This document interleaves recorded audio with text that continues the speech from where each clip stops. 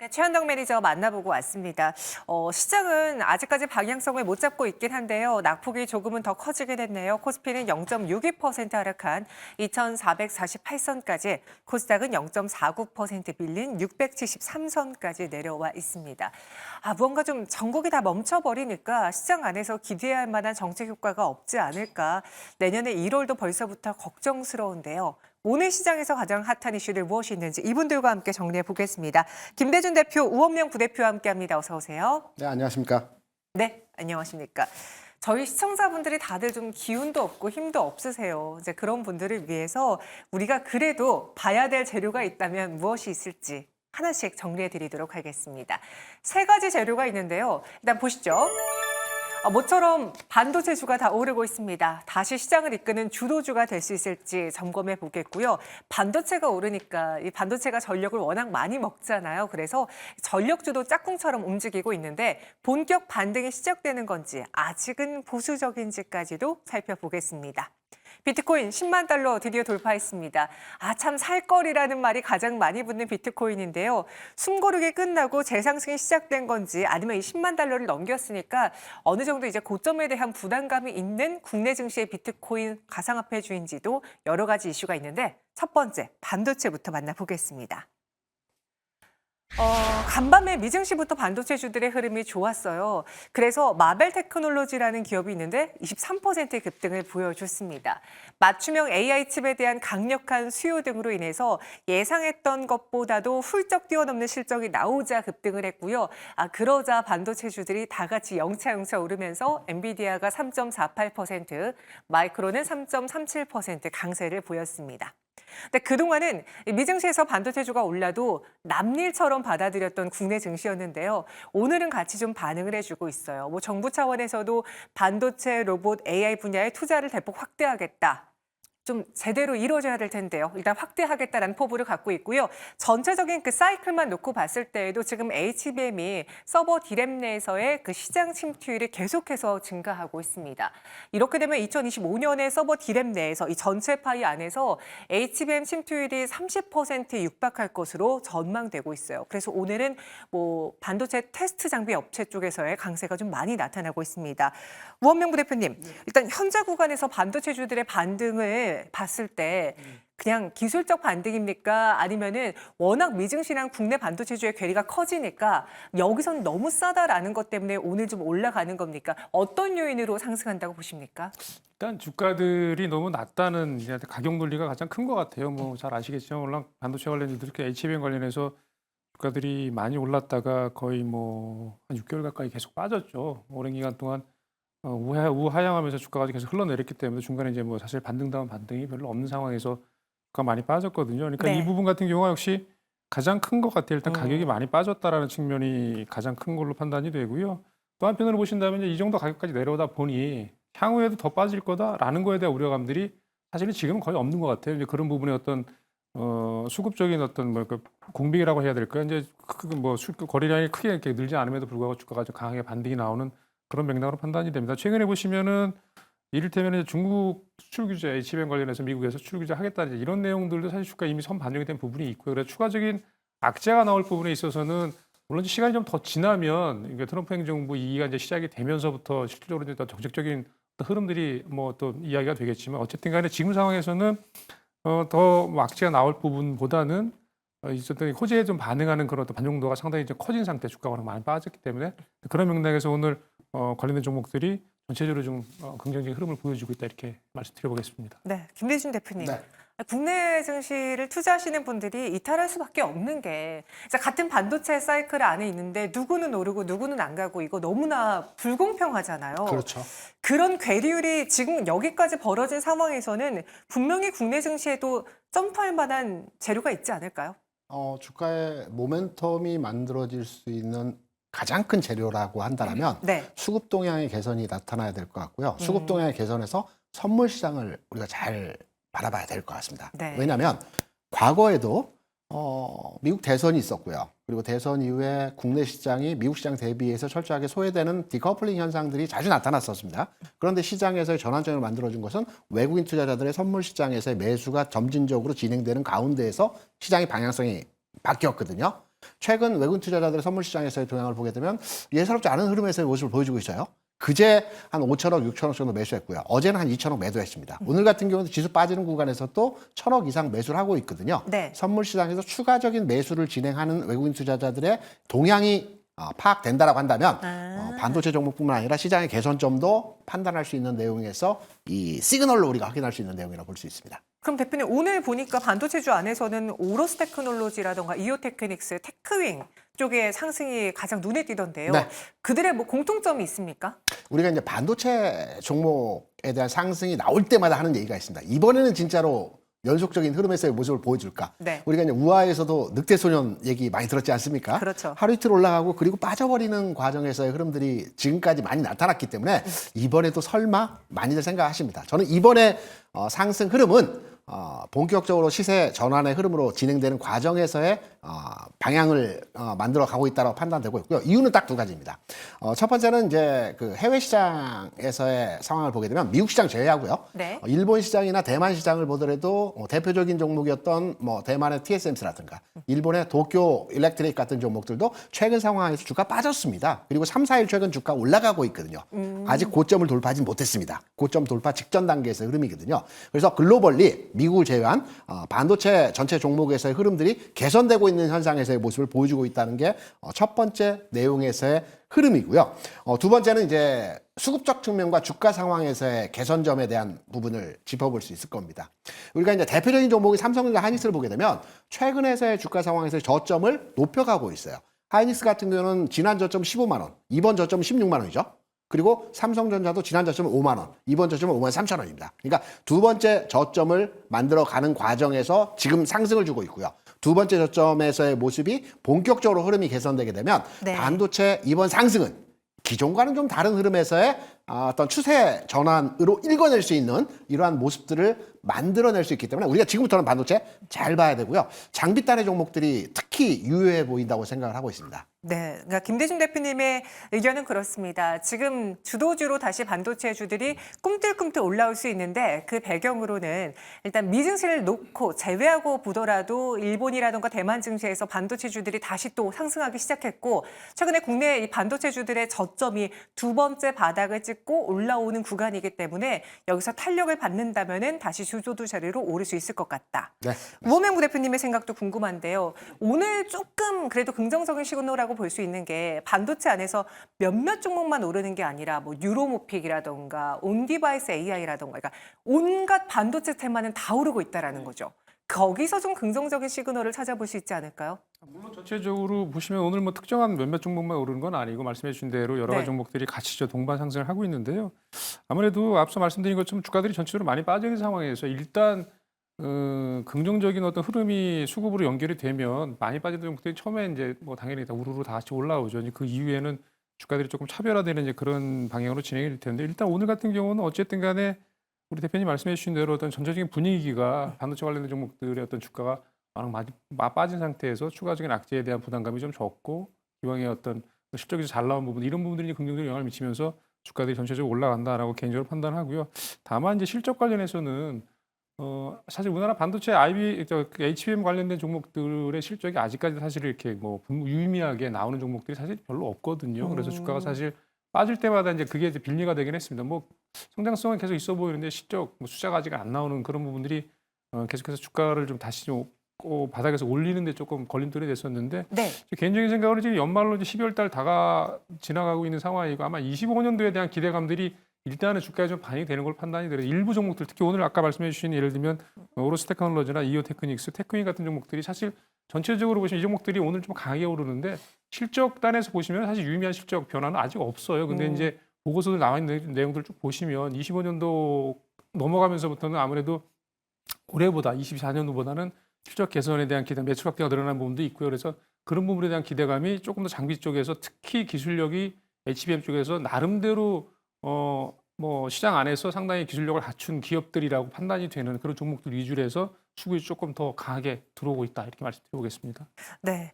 그런 시장 안에서 일단 앞서 김대중 대표님의 경우에는 반도체주들이 계속 가기 위해서는 수급이 중요하다. 수급을 난 보겠다라고 해주셨거든요. 우원명 부대표님은 어떤 시그널을 기다리시겠습니까? 뭐 이벤트라던가 뉴스 다 좋습니다. 일단 뭐 실적이겠죠. 그래서 4분기 실적 네. 관련해서 물론 아직 시간이 좀 남아있긴 하지만 아마도 이제 관련해서 이제 그 QOQ 해가지고 이제 분기별로 실적을 구별하잖아요. 그래서 3분기 때까지도 사실은 나온 실적들이 좀 실망스러운 부분이 있었기 때문에 주가가 이제 하락하는데 일조를 했었는데 이 부분이 조금 개선이 된다라고 한다면 주가가 올라가는 데는 상당한 그 모멘텀이 될 가능성이 가장 큰 부분이라고 판단이 되고요. 또 한 가지는 일단 뭐 내년 1월 달이긴 하지만 한 달 정도 남은 걸로 좀 생각이 되거든요. 그래서 아마 CES 관련해서 이게 그 과거에도 보시면 12월 달부터 시작해가지고 CES 관련된 부분들의 이야기들이 조금 나오기 시작합니다. 그래서 어떤 뭐 이를테면 어떤 뭐 새로운 기술 기반한 어떤 뭐 제품들이 나온다라고 할지 아니면 이런 부분들의 어떤 이야기들이 이제 조금씩 나올 거예요. CES 관련된 부분들이. 그래서 저는 개인적으로 어쨌든 간에 반도체 관련해서 그렇고 전기전자 업종 전체로 보신다면 역시 1월 달에 이제 미국에서 열리는 CES와 연관된 부분들이 실질적으로 뭐 인공지능도 마찬가지고요. ICT 관련된 부분도 마찬가지고 해서 이런 어떤 그런 부분들이 전체적으로 반도체 수요를 정말 얼마나 또 견인할 수 있는 수요를 또 뭐 만들어낼 수 있는 그런 제품들이 나올까라는 거에 대한 그런 기대감들이 있기 때문에 아마 그 부분이 지금 시장에서는 어쨌든 간에 그런 기대감들이 여전히 불안감보다는 기대감이 조금 더 주가에 네. 긍정적으로 영향을 미칠 가능성이 높겠다 이렇게 말씀드려보겠습니다. 그럼 마지막으로 이 반도체 안에서 두 분 모두 다 조금은 긍정적인 시그널을 확인했다라고 하니 최선호주를 한번 골라보겠습니다. 김대중 대표님. 저는 유진테크 바라보고 있고요. 유진테크요? 앞서 우리 나 대표님께서 반도체 종목들 숫자가 안 나오는 대부분의 현상을 보여주고 있다고 하는데 장비단의 종목들은 숫자가 조금씩 나오고 있거든요. 이유는 뭐냐면 삼성에서 얼마 전에 임원들을 교체하면서 HBM에 집중하겠다라고 얘기를 했죠. 그러면 당연히 HBM과 관련된 후공정 장비들이 필요할 거고요.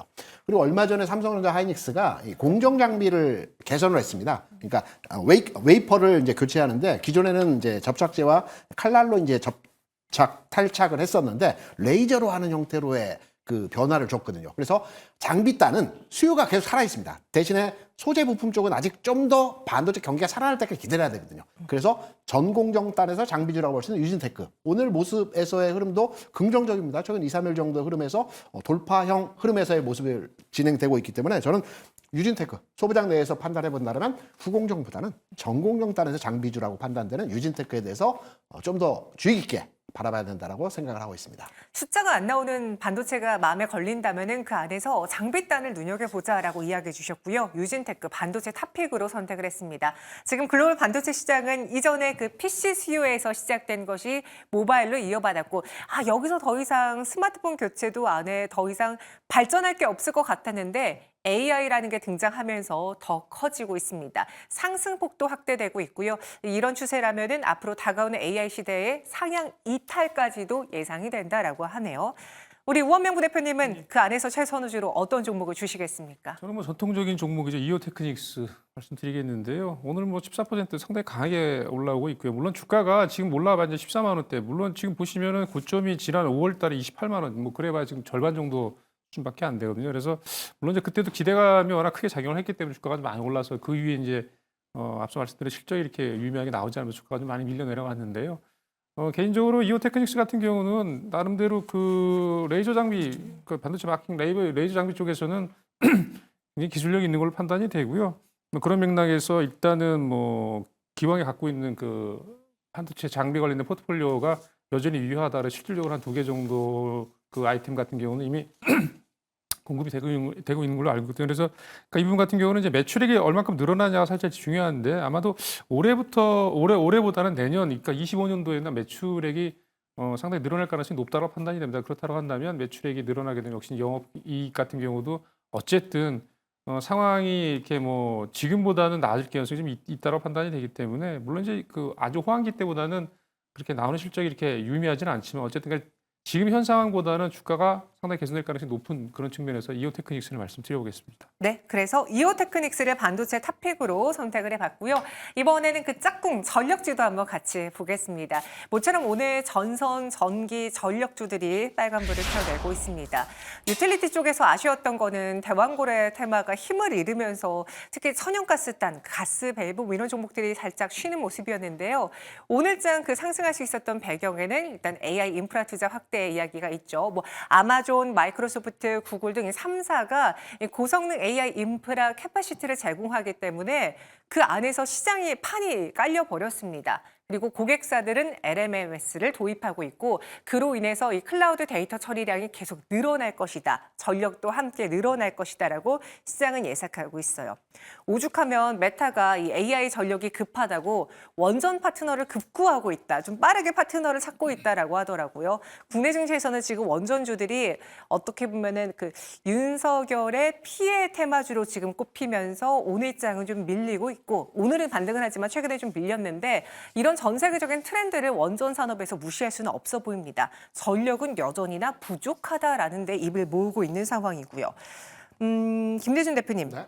전력주가 최근에 부진한 이유는 그냥 가장 먼저 떠오르는 건 반도체가 못 가서였던 것 같기도 한데 그 외에 뭐 데이터도 별로 좋지 않았습니까? 왜 안 좋았을까요? 지난 2분기 대비해서 3분기 실적이 만족할 만한 수준에서의 데이터가 나오지는 못했죠. 근데 저 같은 경우는 전력기기 업종에 대한 투자 관점에 대해서 저에게 물어본다라면 저는 관망 내지는 지금 시점에서 일부 현금화를 통해서 이익 실현을 해야 되지 않을까 판단을 하고 있어요. 네. 그 이유는 일단 이렇게 시장의 전체적인 그 흐름을 한번 따져보겠습니다.